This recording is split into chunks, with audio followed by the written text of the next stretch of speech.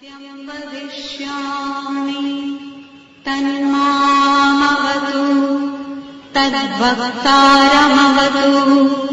अवतु माम् अवतु वक्तारम्। ॐ शान्ति शान्ति शान्तिः। ॐ भद्रं कर्णेभिः शृणुयाम देवाः भद्रं पश्येमाक्षभिर्यजत्राः स्थिरैरङ्गैस्तुष्टुवांसस्तनूभिः व्यशेम देवहितं यदायुः। स्वस्ति न इन्द्रो वृद्धश्रवाः स्वस्ति नः पूषा विश्ववेदाः स्वस्ति नस्तार्क्ष्यो वरिष्ठनेमिः स्वस्ति नो बृहस्पतिर्दधातु। ॐ शान्ति शान्ति शान्तिः। ॐ सहनावतु सहनौ भुनक्तु सह वीर्यं करवावहै तेजस्विनावधीतमस्तु मा विद्विषावहै। ॐ शान्ति शान्ति शान्तिः।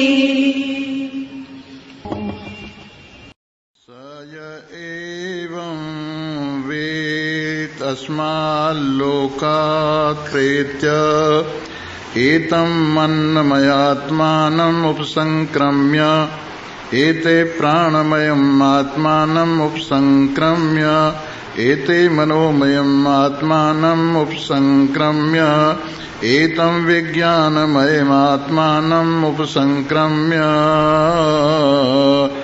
एतम् आनन्दमय आत्मानम् उपसंक्रम्य इमान् लोकान् कामानि कामम् यजुर्संवरम्। एतन्नाम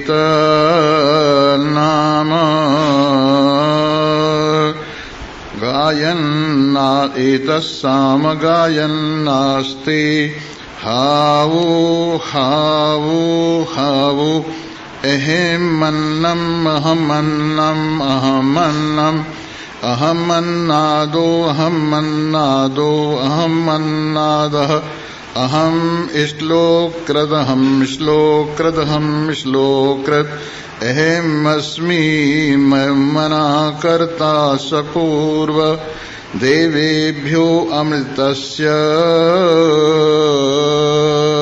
नामायि यो मा ददाति एतं मावा अयमन्नं मयम् अग्निहं विश्वं भुवनं मावारमा।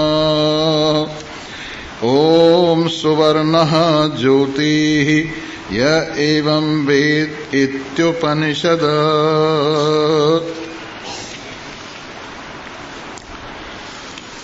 उपस्थित भाग्यवान श्रोता वृंद, पहले तो एक बात मैं आपको ये बताऊंगा, जो प्रोग्राम रखा जाए उस प्रोग्राम का एक अपना नियम है। जैसे अब मान लीजिए प्रातः काल में कथा चलती है, तो जो और कोई प्रोग्राम हो उस कथा के बाद में होना चाहिए। और इस तरह से कई कई प्रोग्राम तुम अगर इकट्ठे करोगे तो उससे न कहने का मजा आएगा न सुनने का मजा आएगा। इसलिए इस बात का ध्यान रखा जाए कि जिस वक्त जो प्रोग्राम निश्चित हो उस वक्त वही प्रोग्राम होना चाहिए और इधर उधर का नहीं होना चाहिए। हमारा प्रोग्राम 7:30 8:30 निश्चित है, हम 1 मिनट भी आगे पीछे नहीं लेते। इसी प्रकार प्रत्येक प्रोग्राम को देते वक्त इस बात का ध्यान रखना चाहिए हिदायत देनी चाहिए कि भाई जो समय है उस समय के अंदर अंदर ही आपको सब कुछ करना है। इस बात का ध्यान विशेष रूप से रखना चाहिए। बोलो सच्चिदानंद भगवान की। आइए, अब आप जो निरंतर भगवान की असीम महान महती विशेष सर्वोपरि निश्चल निष्कपट एक रस कृपा के फल स्वरूप जो अपने स्वरूपानंद में गोते लगा रहे हैं और समस्त द्वैत की धूल आपके मन से छटती एक अद्वैत में आपके मन की अमनता होकर आप अपने स्वरूप में स्थित हुए समस्त प्रकार की चिंताओं से दूर हो रहे हैं। आप जानते हैं मनसैवेदम आप्तव्यम नेह नानास्ति किंचन मृत्युम स मृत्युम आपनोति य इह नानेव पश्यति। मनसैवेदम आप्तव्यम शुद्ध मन के माध्यम से, निर्मल मन के माध्यम से, आत्माकार मन के माध्यम से, भाग त्याग लक्षणा वाले मन के माध्यम से और आत्माकार वृत्ति से आवरण भंग होते हुए इस माध्यम से जब अपने आप की एकता में विराजमान होते हैं तो उस वक्त आपको न भय रहता है न शोक रहता है। तत्र को मोहे कै शोकः एकत्वम अनुपश्यत। जो इस एकता का अवलोकन करने वाले हैं, ज्ञाता ज्ञान ज्ञेय की एकता, ध्याता ध्यान ध्येय की एकता, प्रकार जब ये निश्चय आपको अपने आप में होता है, मनसैवेदम आप्तव्यम, मन से ही ये वस्तु प्राप्त करने योग्य है, मन से ही ये वस्तु जानने योग्य है, मन से ही इसमें टिका जाता है। किसमें टिका जाता है? नेह नानास्ति किंचन। यहाँ पर अनेक पना लेश मात्र को नहीं, ये मन ही समझता है। मन जब बिखरता है तो अनेक रूपता को प्राप्त होता चला जाता है। मन जब बिखरता है तो सबसे पहले मन इच्छा पैदा होती है उसमें, और ये इच्छा होती है कि मैं सुनूं। ये सुनने की ही इच्छा आगे चल के कान बनती है और फिर यही शब्द बनकर के आकाश बनकर बाहर विराजमान हो जाती। इस तरह से मन के ये इतने रूप हुए। सुनने की इच्छा रूप से मन है और फिर उसका स्थूल हो जाना कान है, फिर और स्थूल हो जाना शब्द है और स्थूल हो जाना आकाश है। इस प्रकार मन की एक सुनने की इच्छा ही इतने रूप धारण कर लेती। उसी प्रकार से मन ने ये सोचा कि मैं छूं, इस इच्छा का नाम ही मन है। इच्छा को ही मन बोलते हैं, सुनने की इच्छा मन है। वही जब स्थूल होती है तो त्वचा हो जाती है, और स्थूल होती है तो स्पर्श हो जाती है, और स्थूल होती है तो वायु बन के हमारे सामने खड़ी हो जाती है। इसी प्रकार मन की ये इच्छा होती है कि मैं देखूं। इस इच्छा का नाम ही मन है, और ये इच्छा ही आगे चल के आंखें बनती हैं। ये इच्छा ही फिर रूप बनती है, और ये इच्छा ही अग्नि बन के हमारे सामने खड़ी हो जाती है। इसी प्रकार मैं रस लूं, इस इच्छा का नाम ही मन है, और फिर इसके बाद यही रसना बन के हमारे सामने आती है। फिर यही रस बनता है और यही जल बन करके हमारे सामने खड़ा हो जाता है। इसी प्रकार से मैं सूंघूं, इस इच्छा का नाम मन है। यही फिर नासिका बनती है, और यही फिर गंध होते हुए पृथ्वी बन के हमारे सामने आ जाती है। ये मन की इच्छा का विस्तार है। मन ने जब सोचा मैं करूं तो हाथ प्रकट हो गई। मन ने जब सोचा मैं चलूं तो पैर प्रकट हो गई। मन ने जब सोचा कि मैं बोलूं तो वाणी प्रकट हो गई। मन ने जब सोचा कि मैं भोगूं तो उपस्थ प्रकट हो गया। मन ने जब सोचा कि मैं त्यागूं तो गुदा प्रकट हो गई। इस प्रकार से पांचों कर्मेंद्रियां भी मन का ही विस्तार मात्र है। उसी प्रकार मन ही प्राण रूप से, मन ही अपान रूप से, मन ही समान रूप से, मन ही उदान रूप से, मन ही व्यान रूप से विराजमान होता है। और इस प्रकार से मन ही सब कुछ बिखर कर बन जाता है।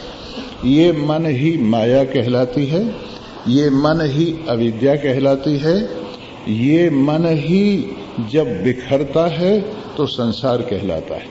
लेकिन जब सिमटता है, सिमटने का भगवान गीता में कहते हैं, पहले समस्त भूतों को तन मात्राओं में लय करो और फिर उनको ज्ञानेंद्रियों में लय करो, ज्ञानेंद्रियों को फिर मन में लय करो, मन को फिर बुद्धि में लय करो, बुद्धि को फिर महतत्व में लय करो, महतत्व को फिर मूल प्रकृति में लय करो, मूल प्रकृति को अपने आप में लय करो। इस तरह से ये एकता की ओर जो यात्रा है वो तो है बाहर से भीतर की ओर यात्रा, अनेकता से एकता की ओर यात्रा। और ये जो बहिर्मुखता वाली यात्रा है वो तो आप सीधा साधा समझ रहे हैं, एक से अनेक होने की यात्रा। क्योंकि एको हम बहु प्रजायेय, मैं एक ही बहुत रूप वाला हो जाऊं, इस प्रकार से एक ही अनेक रूप में प्रकट हो गया है। तो अब आपने एकता अनुभव कर ली है। एक विशेष बात और बतलाऊं, अनेकता प्रकट होने पर एकता खो नहीं गई है। अनेकता भले भास रही है पर इसमें सत्यता एकता की है। अनेक आभूषण प्रकट होने पर सोने की एकता कहीं भाग नहीं गई है। मिट्टी के अनेक बर्तन प्रकट होने पर मिट्टी की एकता कहीं चली नहीं गई है। लोहे के अनेक शस्त्र अस्त्र प्रकट होने पर लोहे की एकता कहीं भाग नहीं गई है। वैसे ही नाम रूप की अनेकता में सच्चिदानंद नारायण की एकता कहीं भाग नहीं गई है, विराजमान है। हम सब में नारायण ज्यों का त्यों एक रस विराजमान है, बटा हुआ नहीं है। देखिए, नाम और रूप को निचोड़िए तो नाम रूप के निचोड़ने पर छिलका नहीं निकलेगा, केवल ब्रह्म रस निकलेगा। जिस तरह से किसी रसगुल्ले को निचोड़ा जाए तो बल्कि उसमें थोड़ा बहुत रह भी जाएगा, लेकिन किसी मीठे की डली को निचोड़ा जाए या शहद की डली को निचोड़ा जाए तो पूरे का पूरा शहद ही होता है। वैसे जिस किसी को निचोड़ो वो ब्रह्म के सिवाय और कुछ नहीं है। जैसे विशुद्धानंद को निचोड़ दिया जाए तो विशुद्धानंद ब्रह्म है, आत्मानंद को निचोड़ दिया जाए तो आत्मानंद ब्रह्म है, स्वरूपानंद को निचोड़ दिया जाए, विद्यानंद को निचोड़ दिया जाए तो ये सब क्या है?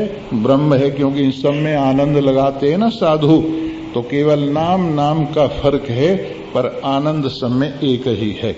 इस प्रकार अपने आप को आप निचोड़ के देखो, अपनी ज्ञानेंद्रियों को निचोड़ो तो ब्रह्म निकलेगा, अपनी कर्मेंद्रियों को निचोड़ो तो ब्रह्म निकलेगा, अपने प्राण को निचोड़ो तो ब्रह्म निकलेगा, अपने अंतःकरण को निचोड़ो तो ब्रह्म निकलेगा, माया को निचोड़ो तो ब्रह्म निकलेगा, अविद्या को निचोड़ो तो ब्रह्म निकलेगा। देश काल वस्तु किसी को भी निचोड़ दो उसमें से क्या निकलेगा? ब्रह्म निकलेगा। क्या वही बना बैठा है। इस प्रकार हमने इस तत्व को अपने आप में अनुभव किया और मन से अनुभव किया, महान पुरुषों की कृपा से श्रवण से अनुभव किया, महान पुरुषों की कृपा से मनन से अनुभव किया, महान पुरुषों की कृपा से निधिध्यासन से अनुभव किया। मनसे वेदम वाक्तव्यम, मन लगा करके ही ये बात समझ में आती है, सर्वम खलुदम ब्रह्म, ये चराचर जगत एक ही ब्रह्म है। और इसको जानने का फायदा क्या है? वाह तत्र को मोह कैसो कह एकत्वम अनुपश्यतः, जो इस एकता का अनुभव करते हैं न कहीं शोकवान होते हैं न कहीं मोहवान होते हैं। और यत्र द्वैतमेव भवति तत्र भयम भवति, तत्र इतर इतरम पश्यति इतर इतरम जानाति। जहाँ द्वैत जैसा होता है वहाँ जानने वाला अलग और जाना हुआ अलग दिखाई देता है। लेकिन जब सब कुछ एक नारायण ही अनुभव किया जाता है तो सारी कल्पनाएं शांत हो जाती हैं। तो इस प्रकार से भृगु जी ने ये बात समझ ली अपने पिता वरुण के माध्यम से। और क्या समझ लिया उन्होंने कि अस्माद लोकात् प्रेत्य, इस लोक से आगे बढ़कर, इस दृश्य से आगे बढ़कर, इस जड़ता से आगे बढ़कर, इस नाम रूप से आगे बढ़कर व्यक्ति क्या करता है? पहले अन्न में कोश में अपना डेरा डालता है। ये घर की ओर यात्रा है, ये अपने आत्मा की ओर यात्रा है, ये परमात्मा की ओर यात्रा है। और ये अन्नमय आत्मानम उपसंक्रम्य, अन्न में आत्मा को, जो आत्मा पांचों कोशों की उपाधि वाला है, बाहर से सबसे पहली उपाधि अन्न में कोश है, उसके अंदर दूसरी उपाधि प्राण में कोश है, उसके अंदर तीसरी उपाधि मनो में कोश है, उसके अंदर चौथी उपाधि विज्ञान में कोश है, फिर आनंद में कोश है। इन उपाधियों से अंदर की ओर जा रहे हैं। इस अन्न में आत्मा से उपसंक्रम्य, इसको पार करने के बाद में एतम प्राणमयम आत्मानम उपसंक्रम्य, फिर ये प्राणमय में विराजमान होता है। और फिर प्राण में कोश से जो प्राण में आत्मा है उससे अंदर की ओर उपसंक्रमण करता है। फिर इसके बाद में एतम मनो में आत्मानम उपसंक्रम्य, फिर मनो में आत्मा का उपसंक्रमण करके उससे आगे बढ़ते हुए विज्ञान में आत्मानम उपसंक्रम्य, फिर विज्ञान में आत्मा का उपसंक्रमण करता हुआ एतम आनंद में आत्मानम उपसंक्रम्य, फिर ये आनंद में कोश का आत्मा का उपसंक्रमण करके कहाँ पहुँचता है?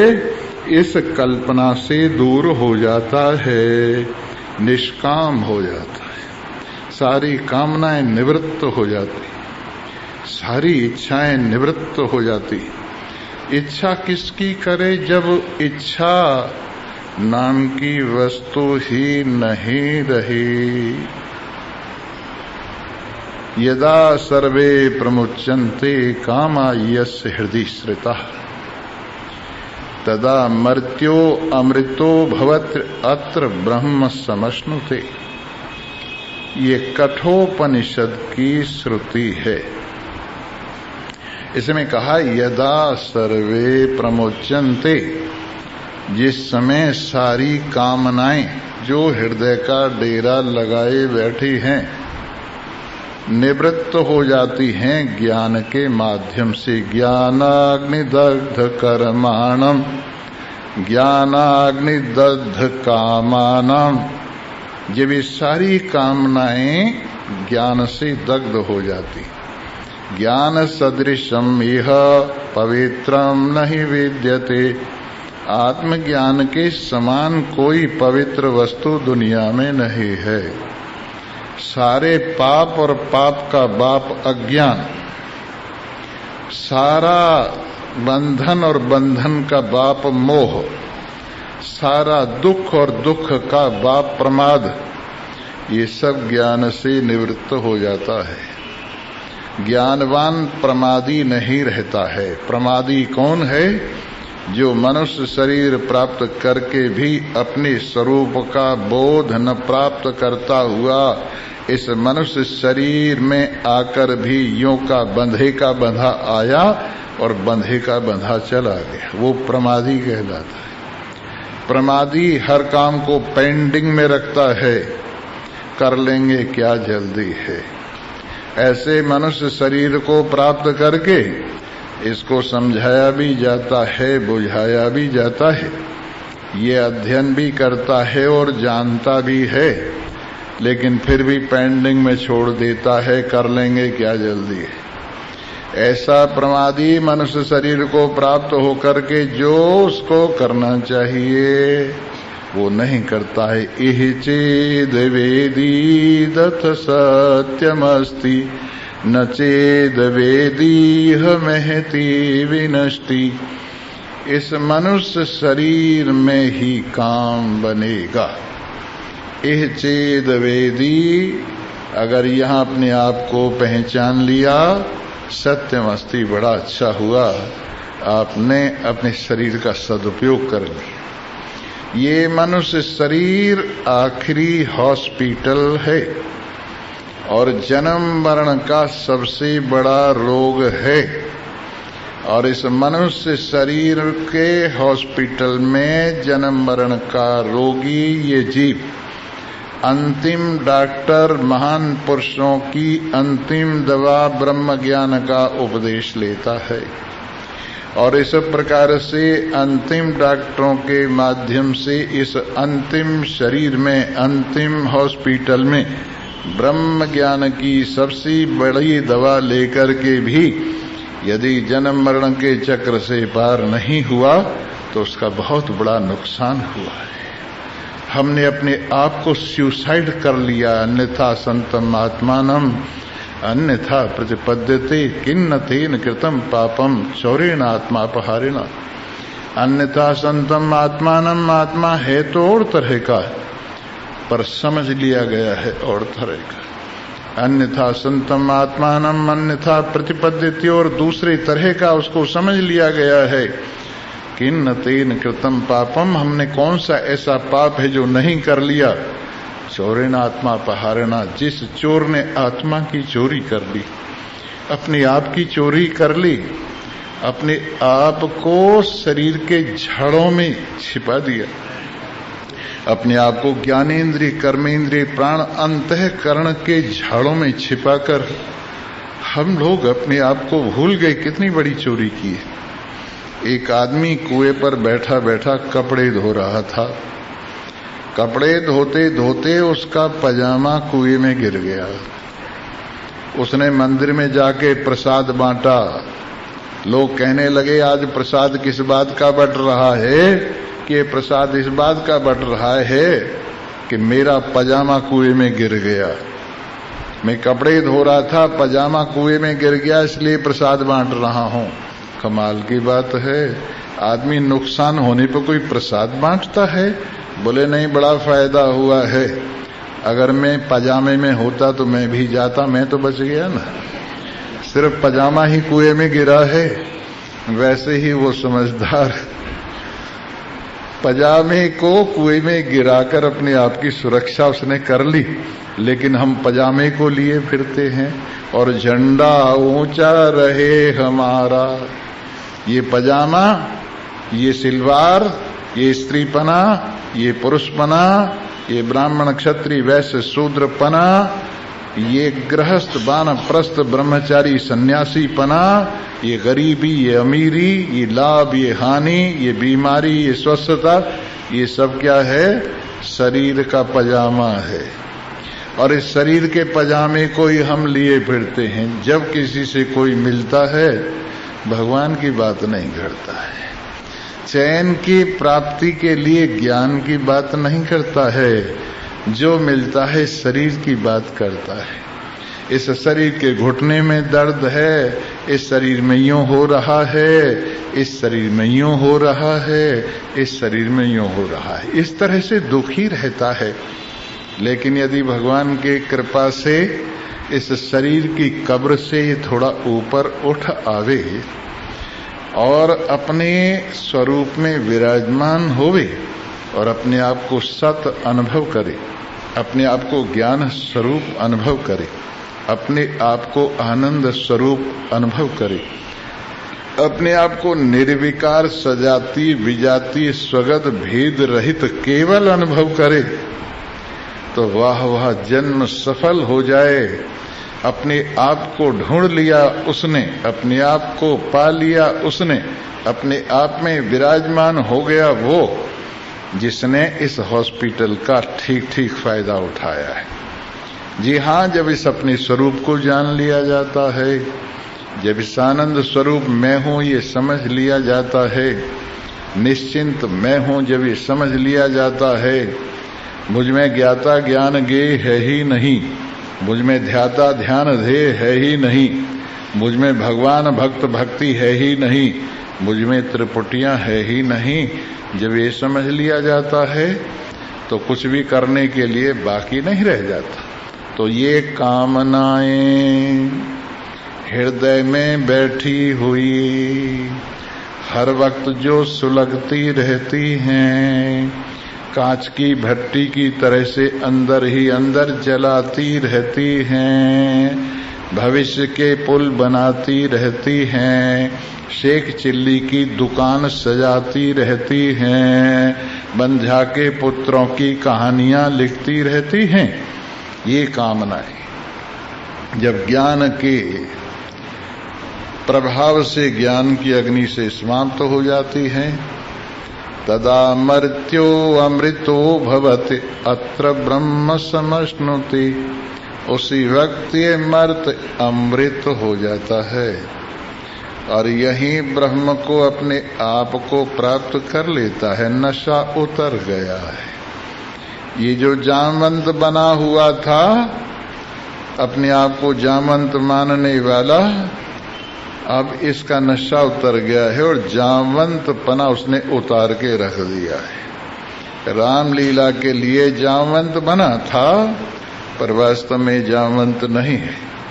वैसे ही माया और अविद्या के खेल में तरह तरह के रूपों का जामवंत पना पहन करके जो ये लीला कर रहा है, जब इसको अपने स्वरूप का बोध होता है, इस जामवंत पने को उतार के रख देता है। अपने आप में जब इसकी जागृति होती है तो अपने आप में विराजमान होकर के बड़ी चैन मिलती है। एक आदमी को सूली पर लटकाया हुआ था, गले में रस्सा बांध के झटके लग रहे थे, इतने में रस्सी टूट गई। उसको पूछिए कितना सुख है उसको।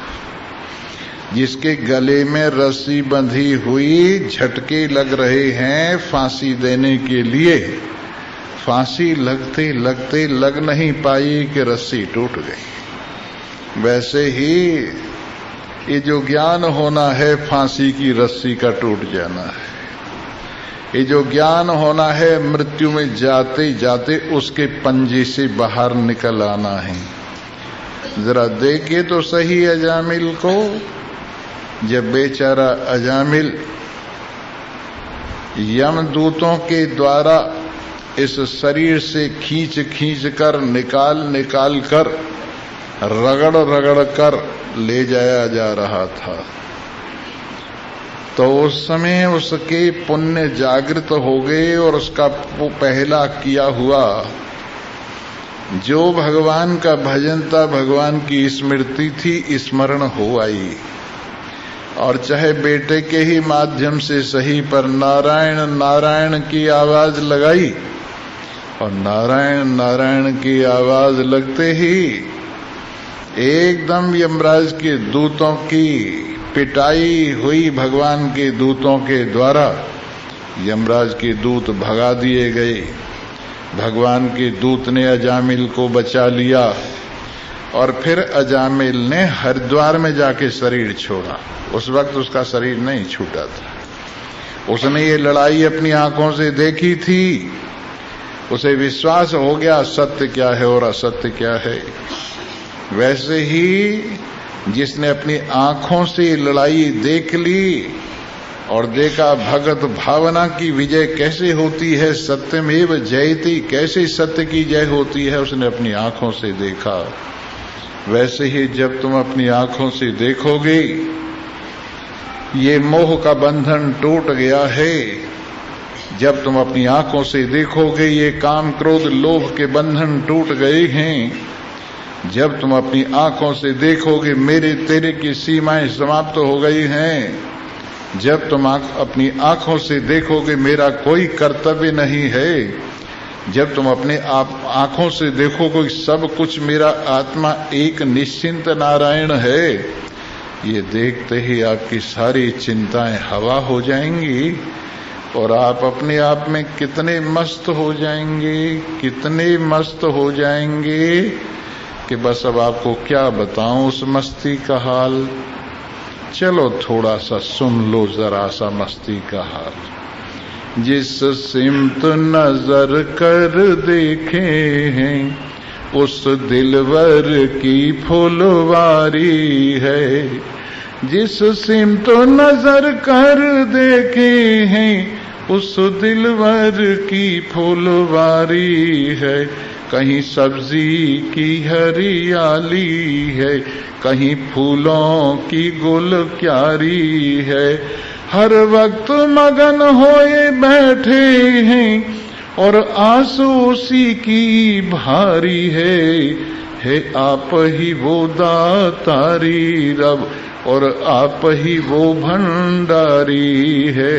हर आन खुशी हर आन हंसी हर वक्त अमीरी है बाबा, जब आशिक मस्त फकीर हुए तब क्या दिलगिरी है बाबा। हर आन हंसी हर आन खुशी हर वक्त अमीरी है बाबा, जब आशिक मस्त फकीर हुए तब क्या दिलगिरी है बाबा। हम आशिक उसके हुस्न के हैं जो दिलवर सबसे आला है। अरे हाँ हम आशिक उसके हुस्न के हैं जो दिलवर सबसे आला है। उसने ही हमको जी बख्शा, उसने ही हमको पाला है, ये दिल अपना भोला भाला है और इश्क बड़ा मत वाला है। इस राज को आगे क्या कहिए या कौन समझने वाला है। हर आन हंसी हर आन खुशी हर वक्त अमीरी है बाबा, जब वो आशिक मस्त फकीर हुए तब क्या दिलगिरी है बाबा।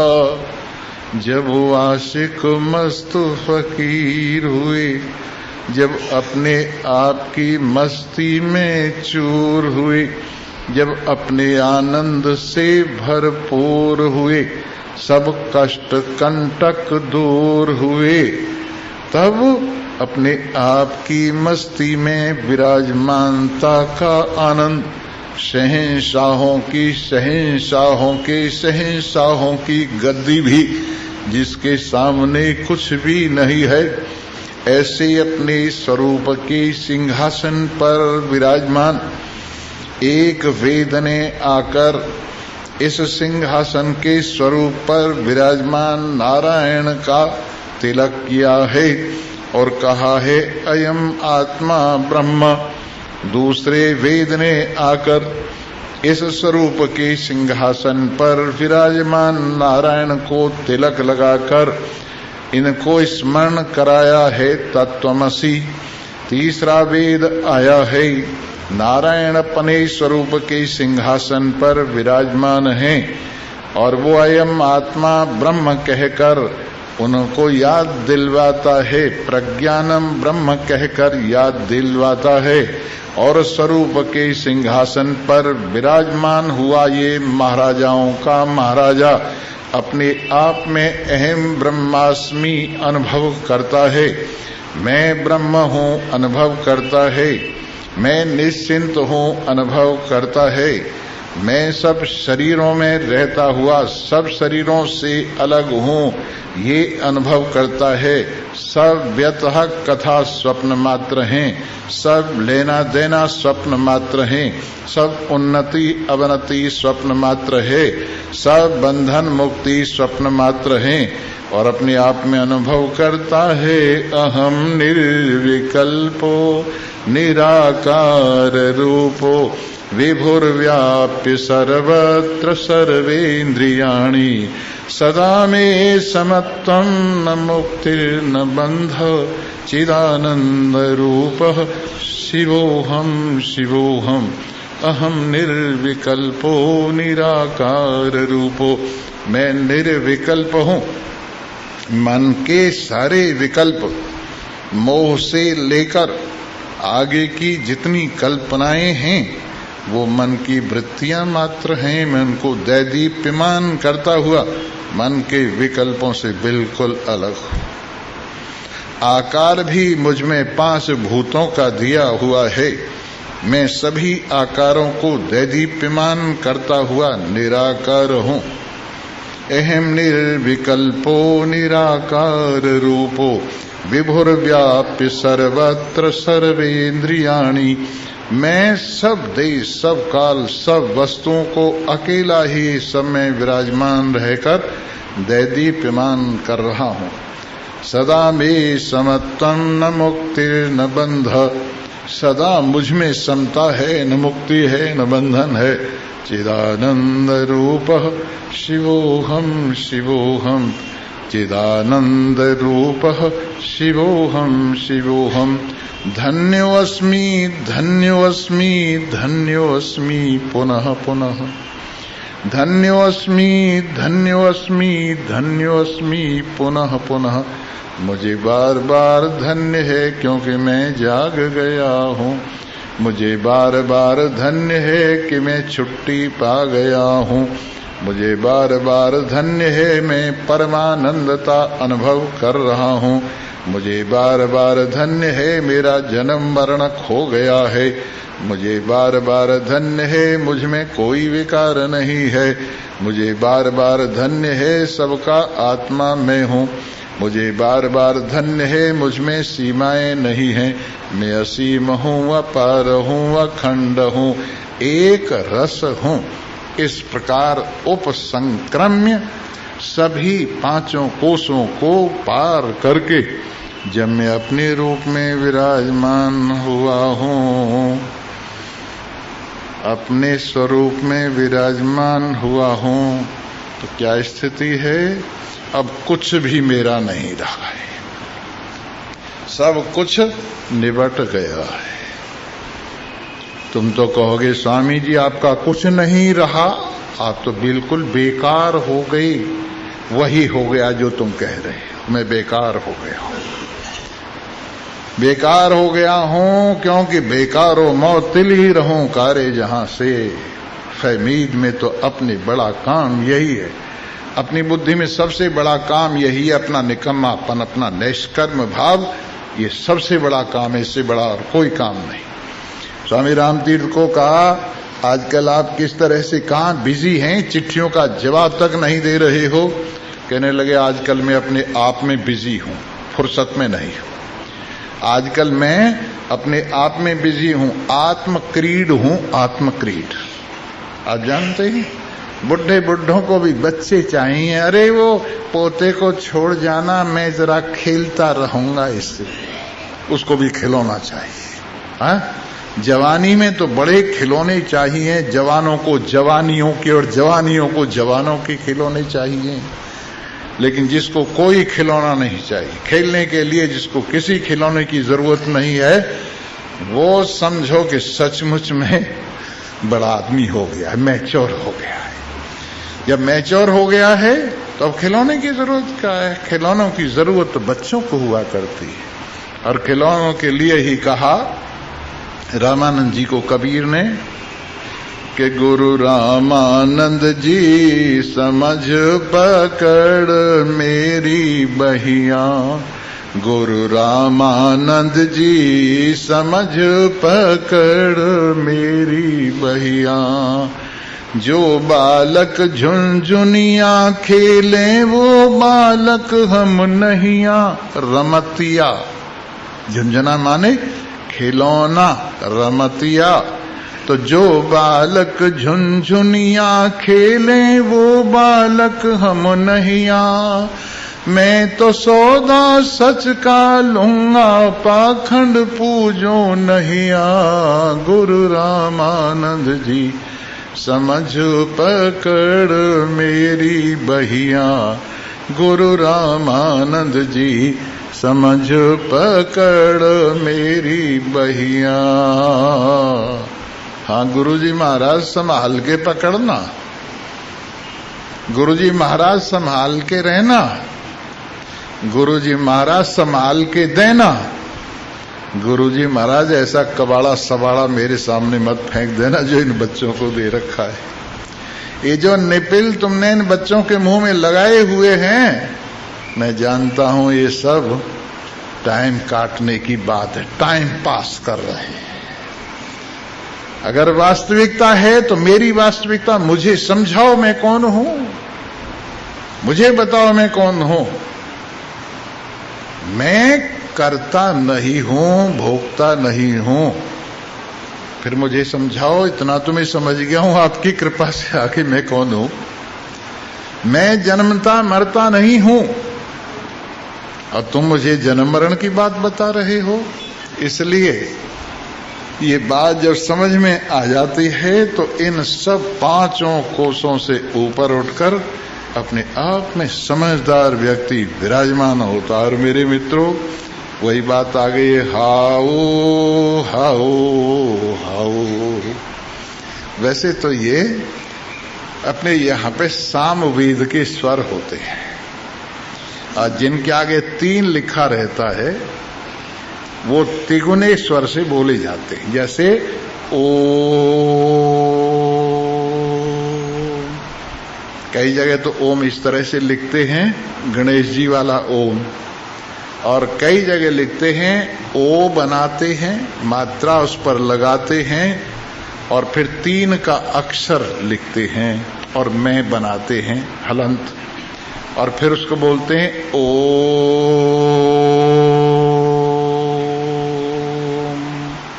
इसका मतलब समझे? ओम।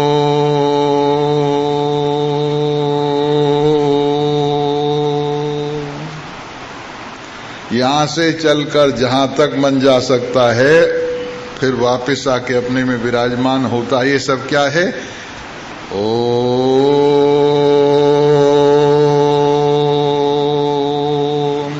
इसमें क्या आ गया? स्थूल शरीर और स्थूल संसार। और क्या आ गया? इसमें विश्व आ गया और विराट आ गया। फिर इसके बाद तेजस आ गया और हिरण्यगर्भ आ गया और इस सूक्ष्म शरीर और सूक्ष्म संसार आ गया, स्वप्नावस्था आ गई, पहले में जागृत अवस्था आ गई। ये ऊ है। और मैं क्या है? जिसमें सब कुछ लय हो गया, वो जो कारण अवस्था है वो मैं है और फिर चुपचाप होना अपना स्वरूप है, अमात्रिक पदार्थ। तो जब ये कहते हैं ओ,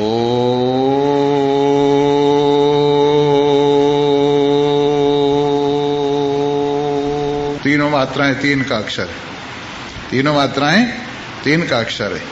इस तरह से इन तीनों मात्राओं को पार करके ओ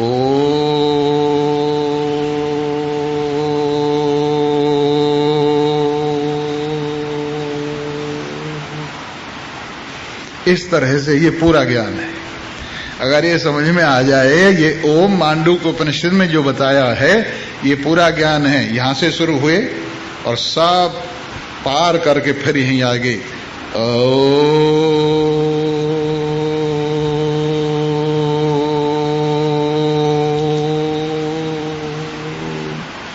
ऐसे ये भी 3 का अक्षर जो बनाया है आश्चर्य है, पर तिगुना आश्चर्य है।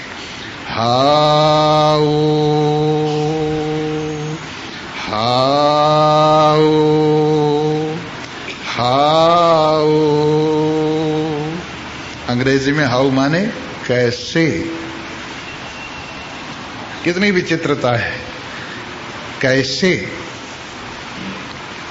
और इसमें भी संस्कृत में अर्थ है आश्चर्य। आश्चर्य, आश्चर्य है, अंग्रेजी में भी आश्चर्य, संस्कृत में भी आश्चर्य। किस बात का आश्चर्य है? हाउ हाउ हाउ, समझ लिया ना? क्या समझ लिया? ऐसा हुआ था समझने की बात में एक बात याद आ गई। एक लेक्चरर था, लेक्चर देने के लिए आया, पैसों में आया था और 3 दिन के लिए आया था। 3 दिन का उसका समय था। तो पहले दिन उसने क्या किया, जब सभा पूरी भर गई और उसको स्टेज पर बिठा दिया गया, कहने लगे समझ गए? क्या जी कुछ नहीं समझे। बोले फिर तुमको क्या सुनाऊं, जब इतना भी नहीं समझे। चला गया, मार गया मुफ्त के पैसे। दूसरे दिन फिर आया, लोगों ने कहा कि हम आधे यूं कहेंगे समझ गए, नहीं अब के कहेंगे समझ नहीं समझे। तो बस उसने कहा समझ गए कि जी नहीं समझे, कि फिर तुम्हें क्या समझाऊं जो तुम इतना ही नहीं समझती। तीसरे दिन फिर आया, हाँ फिर उन्होंने कहा कि समझ गए। कहने लगे फिर समझाने को रहा क्या, जो समझ गए। फिर इसके बाद तीसरे दिन आया, आधों ने कहा समझ गए, आधों ने कहा नहीं समझे। तो जो नहीं समझे उनको समझदार समझा दो, हरिओम तत्सत। तीनों दिन मुफ्त की मार गए, समझने के ऊपर बात है। पहले दिन कहा समझ गए, नहीं समझे, तो फिर क्या सुनाऊं। दूसरे दिन कहा समझ गए, कि समझ गए, कि फिर क्या सुनाऊं। तीसरे दिन कहा आधों ने कहा समझ गए, आधों ने कहा नहीं समझे, तो ना ही समझो को समझदार समझा दो। सो मेरे मित्रों समझो, क्या समझो? हाओ हाओ हाओ अहमन्नम अहमन्नम अहमन्नम, अहमन्नादो अहमन्नादो अहमन्नादः। मैं ही अन्न हूं, मैं ही अन्न का भोग लगाने वाला हूं। मैं ही अन्न हूं और मैं ही अन्न का भोग लगाने वाला हूं, अकेला ही हूं। अपने आप में से अपने आप को परोसता हूं और अपने आप की प्लेट में अपने आप चाट जाता हूं और फिर अकेला रह जाता हूं। फिर अपने आप में से अपने आप को परोसता हूं और फिर अपने आप को चाट जाता हूं और फिर अकेला रह जाता हूं। जब मैं अपने आप को परोसता हूं तो सृष्टि होती है, और जब मैं अपने आप को चाट जाता हूं तो प्रलय हो जाती है। जब मैं अपने आप को अपने आप में परोसता हूं तो सृष्टि होती है, और जब मैं अपने आप को चाट जाता हूं तो प्रलय हो जाती है। इस तरह से मैं ही अन्न हूं और मैं ही अन्न का भोग लगाने वाला हूं। अहम श्लोक कृद अहम। आश्चर्य की बात है। श्लोक माने तारीफ करना, श्लोक माने तारीफ करना। एक छंद होता है श्लोक, पर जिसके द्वारा किसी की प्रशंसा की जाए उसका नाम श्लोक। उसका नाम क्या है? श्लोक। तो कहते हैं मैं श्लोक रचना करने वाला हूं। श्लोक कृदहम, श्लोक कृदहम, श्लोक कृत, श्लोक बनाने वाला भी आप ही हूं। और आश्चर्य की बात है उस महिमा को सुनने वाला भी आप ही हूं। अपनी तारीफ आप कर रहा हूं, अपनी तारीफ आप कर रहा हूं, सब जगह अपनी तारीफ कर रहा हूं। मुर्गा बोलता है सुबह ही सुबह, वो उसमें से कौन किसकी तारीफ कर रहा है? नारायण ही नारायण की तारीफ कर रहा है। सूरज निकलता है सुबह ही सुबह, कौन? नारायण ही नारायण की तारीफ कर रहा है। चंद्रमा निकलता है शाम को, नारायण ही नारायण की तारीफ कर रहा है। नदियां बहती हैं, नारायण ही नारायण की तारीफ कर रहा है। सब कविता है भगवान की। ये संसार क्या है? भगवान की कविता है। और इसके अंदर कितने रस हैं कविता के? 9 रस हैं। कविता के कितने रस होते हैं? 9 रस होते हैं। और खाने के कितने रस होते हैं? 6 रस होते हैं। खाने के कितने रस होते हैं? 6 रस होते हैं। 4 प्रकार का खाना होता है और रस 6 होते हैं। समझे ना? तो इस प्रकार से ये जो संसार है एक कविता है। और किसकी रची हुई है? भगवान की रची हुई है। किसके बारे में रची हुई है? अपने बारे में रची हुई है। भगवान ने संसार की कविता को रचा है, किसके बारे में रचा है? अपने बारे में रचा है। सबसे पहले मैं अकेला ही होता हूं, फिर मुझ में इच्छा होती है कि मैं बहुत सारे जगत को बनाऊं, और फिर इसके बाद मुझसे सारा जगत प्रकट होता है। गीता में देखिए, भगवान श्री कृष्ण स्वयमेव कहते हैं, ये भी मुझसे पैदा हुआ है, वो भी मुझसे पैदा हुआ है, यूं भी मुझसे पैदा हुआ है, ऊं भी मुझसे पैदा हुआ है। अर्जुन कहता, क्यों गप्पे मार रहे हो? मनु मेरे से पैदा हुआ, मनु का बाप मेरे से पैदा हुआ, ब्रह्मा मेरे से पैदा हुआ, विष्णु मेरे से पैदा हुआ, शिव मेरे से पैदा हुआ। अर्जुन कहने लगा, मैं नहीं मानता। कहने लगा, अच्छा देख। और जब उसको दिव्य दृष्टि, ज्ञान की दृष्टि प्राप्त हुई और उसने भगवान का विराट रूप अनुभव किया, अपने समेत सबको देखा, उसमें अपने समेत सबको देखा, हाथ जोड़कर कहने लगा, तुम ही सब कुछ हो, तुम ही सब कुछ हो, तुम ही सब कुछ हो, तुम ही सब कुछ हो। कहने लगे, मानता है कि नहीं मानता? कि मान गया, मैं भी तुम ही हूं, तुम ही सब कुछ हो और मैं भी तुम ही हूं, मान गया। कहने लगे, बस समझ गया। वह इतना ही समझाना था कि जो तू है सो मैं हूं, मैं क्या करूंगा जो तुम कराओगे, मैं क्या करूंगा जो तुम कराओगे, क्योंकि हम दोनों एक हैं। जब मैं अपनी इच्छा को लेकर न लड़ने की बात कहता हूं, ये तुम्हारी इच्छा नहीं, सर्वव्यापक की इच्छा नहीं। मैं जब भागने की इच्छा करता हूं तो ये सर्वव्यापक की इच्छा नहीं है। इसलिए मैं समझ गया हूं, जो तुम्हारी इच्छा है सो मेरी इच्छा, अब मैं वही करूंगा जो तुम करोगे। क्यों? कि जो तू है सो मैं हूं, जो मैं हूं सो तू है, जो तू है सो मैं हूं, जो मैं हूं सो तू है। इस तरह से जब इसको अपने आप में सब रूपों में अनुभव किया गया तो ये बात हुई कि श्लोक बनाने वाला, श्लोक रचने वाला भी मैं ही हूं, श्लोकों को सुनने वाला भी मैं ही हूं। सारी तारीफ भगवान की है, सारे नाम भगवान के हैं, सारी महिमा भगवान की है, और मैं भी भगवान का ही क्या हूं, भगवान ही हूं। इस तरह से जब इस बात को समझ लेता है तो अहम अस्मि प्रथम जा, सबसे पहले पैदा होने वाला, प्रकट होने वाला मैं ही हूं, और मैं ही हूं सत्य, मैं ही हूं सब देवों से पहले अमृतस्य, अमृत को धारण करने वाला। इस प्रकार से योवा ददाति स इदमेवा, जो कुछ देता है सब मुझी को देता है, इसी को देता है। क्योंकि अहमन्नम अहमन्नम अहमन्नम अहमन्नादम अहम विश्वम, सारा विश्व में ही हूं। और इस तरह से मैंने इस बात को अपने ठीक ठीक मन से, सुमन से पहचाना है। अब ये सार निकाल के बता रहे हैं। सुवर्णः ज्योति, उसकी दैदीप्यमानता धूमिल नहीं रहती, सुवर्ण हो जाती। ज्योति में कई चीज जलती हैं।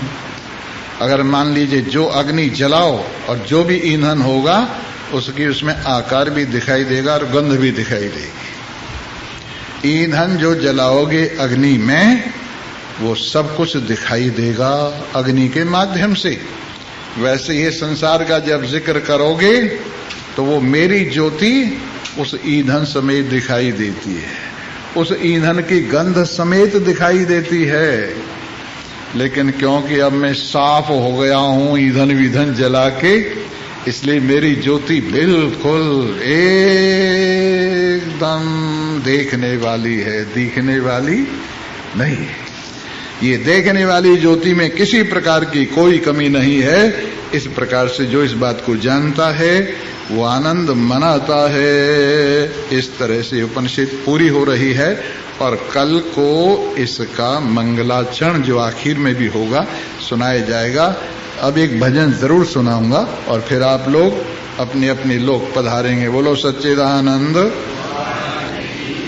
कल को हो सकता है कोई चोट जोर की लगे, यूं मत समझना कल को भोग पड़ेगा, कल को चलो ही मत यार।